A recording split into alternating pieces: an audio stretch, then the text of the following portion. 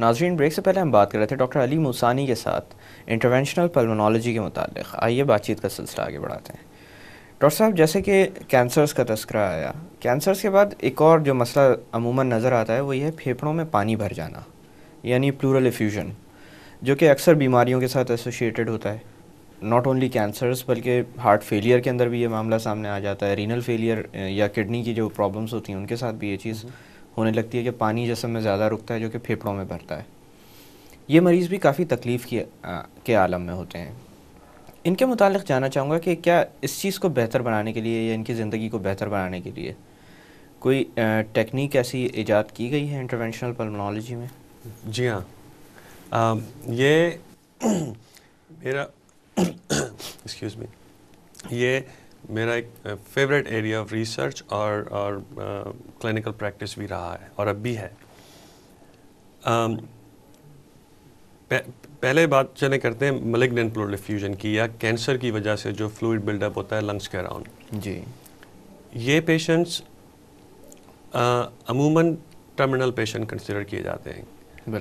اور most of the research جو ابھی ہوئی ہے پچھلے چند سالوں میں وہ شو کرتی ہے کہ یہ پیشنٹس عموماً 6 مہینے سے کم زندہ رہتے ہیں اگر ان کے لنگس کے ارد گرد ملیگننٹ فلوئڈ جمع ہو جائے تو.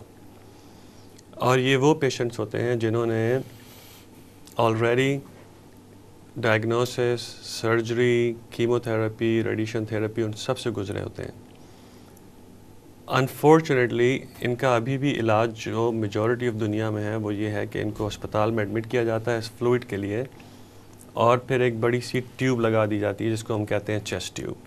جی، اور اس سے پھر فلوئڈ ڈرین ہوتا رہتا ہے باٹل کے اندر، اور جب وہ پورا ڈرین ہو جاتا ہے تو پھر کیمیکلز ڈال کر وہ پلورل اسپیس کو بند کر دیا جاتا ہے تاکہ فلوئڈ وہاں مزید جمع نہ ہو سکے. لیکن جس کے ساتھ انفیکشن کے بہت اسٹرانگ چانسز ہوتے ہیں، اکثر لوگ انفیکشن کی وجہ سے ایون یہ ہوتا ہے کہ اپنی جان سے بھی ہاتھ دھو بیٹھتے ہیں. ایگزیکٹلی. تو یہ ایک بہت بڑا ایشو ہے. دوسرا، میری نظر میں جو ایک اس کی آئرونک سائڈ ہے وہ یہ کہ یہ وہ پیشنٹس ہیں جن کی لمیٹڈ سروائیول ہے اور جو پہلے ہی بہت علاجوں سے اور ڈائگنوسٹک ورک اپ سے گزر چکے ہیں. بالکل. تو اس کے لیے ایک نئی ٹیکنالوجی انٹرونشنل پلمونالوجی میں انٹروڈیوس کی گئی تھی 8-10 سال پہلے. اسے کہتے ہیں انڈویلنگ پلورل کیتھیٹر. انڈویلنگ کا مطلب یہ کہ وہ بیسکلی رہ سکتے ہیں وہیں پر جہاں لگائے جائیں کئی دنوں تک اور کئی مہینوں تک. جی. اور یہ پروسیجر جو ہے وہ ایک آؤٹ پیشنٹ پروسیجر ہوتا ہے. اس کا مطلب یہ کہ پیشنٹ آتا ہے کلینک میں، ہم اس کو آپریٹنگ روم میں یا پروسیجر روم میں لے جاتے ہیں اور اس کیتھیٹر کو چیسٹ ٹیوب سے بھی آسانی سے ڈل جاتا ہے وہ، اور اس کے بعد وہ باڈی کے اوپر ٹیپ سے چپکا دیا جاتا ہے. کوئی بوتل یا کوئی بیگ نہیں ہوتا. اس کے اوپر اس کیتھیٹر کے ایک کونے میں چھوٹا سا 1 وے ویلو ہوتا ہے. پیشنٹ گھر پہ جب دن میں 1 مرتبہ یا ہر دوسرے دن جب اس کے لیے سہولت ہو وہ اس کو کھول کر ویلو کو اس میں چھوٹی سی ٹیوب کنیکٹ کرتا ہے اور سارا فلوئڈ آٹومیٹکلی سک ہو جاتا ہے اس باٹل کے اندر. اور اس پورے پروسیس میں 5-6 منٹ لگتے ہیں. اس کے بعد وہ اس بوتل کو پھینک دیں اور وہ ویلو کو پھر اس کے اوپر کیپ لگا کے اور ٹیپ لگا کے بند کر دیں. اور اس کے اوپر جب شرٹ پہنتے ہیں تو پتہ بھی نہیں چلتا کہ انہوں نے کچھ ان کے اندر کوئی کیتھیٹر لگا ہوا ہے. اس سے بہت بڑا فائدہ تو یہ ہوتا ہے کہ ہم تقریباً 5 سے 7 دن کا ہاسپٹل کا اسٹے ایوائڈ کرتے ہیں پیشنٹ کا. نہ صرف یہ کہ یہ ہاسپٹل میں رہنے کی تمام تکالیف سے بچتے ہیں اور یہ خود یا ان کی حکومت بہت سارے اخراجات سے بچتی ہے اور کمپلیکیشن سے بچتے ہیں. میری نظر میں جو ایک بہت بڑا امپروومنٹ ہے وہ ان کی کوالٹی آف لائف کا ہے. اب یہ اپنے جو بقیہ چند مہینے زندگی کے ہیں وہ اپنے فیملی، بچوں اور رشتہ داروں کے ساتھ گھر کی سہولت میں گزارتے ہیں بجائے اس کے کہ ہسپتال میں رہ کر ہسپتال کا بدمزہ کھانا کھائیں اور ہسپتال کے انوائرمنٹ میں 7-8 دن گزاریں. صرف یہ بلکہ بستر سے لگے رہنا بھی ضروری نہیں رہتا ان کے لیے. ایگزیکٹلی. اس کی اپنی خود بہت ساری کمپلیکیشنز ہوتی ہیں. بیماری سے زیادہ وہ بستر پر رہنا لوگوں کے لیے نقصان دہ ہوتا ہے. ایگزیکٹلی. تو یہ انڈویلنگ پلورل کیتھیٹرز جو ہیں یہ ایک بڑی سکسیزفل ٹیکنالوجی ہے. اس کے اوپر بہت ریسرچ کی گئی ہے. میں نے اس پہ بہت سارے پیپرز بھی لکھے ہیں اور میں اس کو اب کوشش کر کے میں نے پاکستان میں یہ کیتھیٹرز لایا تھا ایکسکیوز می کیتھیٹرز یہ لایا تھا اور اب یہاں پہ بھی ہلکے ہلکے شروع ہو رہے ہیں.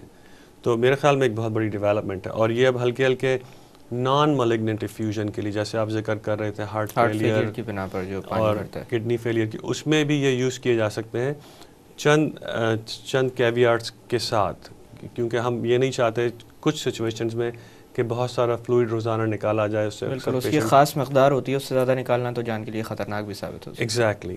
تو یہ ڈیولپمنٹ بہت بڑی ہے اس میں. اس کے علاوہ ہم نے ایک اور ڈیولپمنٹ انٹرونشنل پلمونالوجی میں ہوئی ہے. آپ کو یاد ہوگا آپ جب ٹریننگ کر رہے ہوں گے اپنی میڈیسن اور سرجری کی، کہ آپ سرجری کے لیے ویٹس کرتے تھے یا ویڈیو اسسٹڈ تھوریکوسکوپک سرجری اور پلوراسکوپی کرتے تھے، جس میں سینے میں چھوٹا سا سوراخ کر کے لوہے کی ٹیوب اور وہ ڈال کے انسپیکشن کرتے تھے.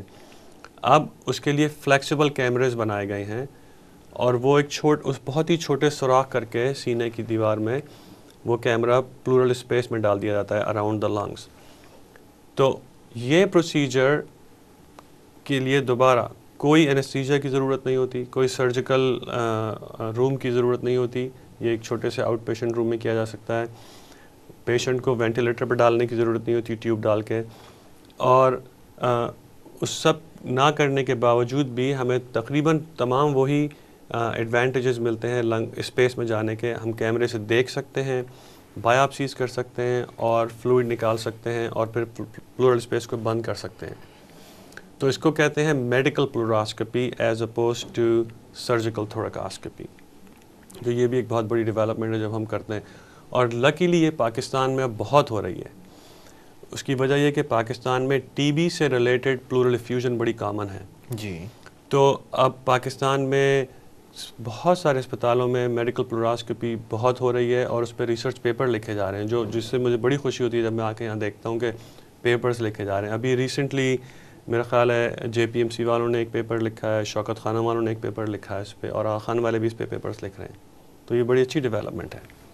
اشرف صاحب، اسی طرح سے ایک اور کنڈیشن ہوتی ہے، رادر ایمرجنسی کہیں گے اس کو، کہ کبھی کوئی پینیٹریٹنگ انجری اگر ہو چیسٹ کے ریجن میں، یا جیسے کہ گن شاٹ وونڈس یہاں پر بہت کامن ہے، ان کے ساتھ جب پیشنٹس آتے ہیں تو اس کے ساتھ جو سب سے بڑا خطرہ ہوتا ہے وہ یہ ہوتا ہے کہ ٹینشن نیموتھوریکس پیشنٹس ڈیولپ کرتے ہیں، جس کی وجہ سے فوری طور پر ایک بہت ڈیٹیلڈ پروسیجر کرنا پڑتا ہے ان کی جان بچانے کے لیے، ورنہ شاید ان کا ایک لنگ کولیپس ہو جائے.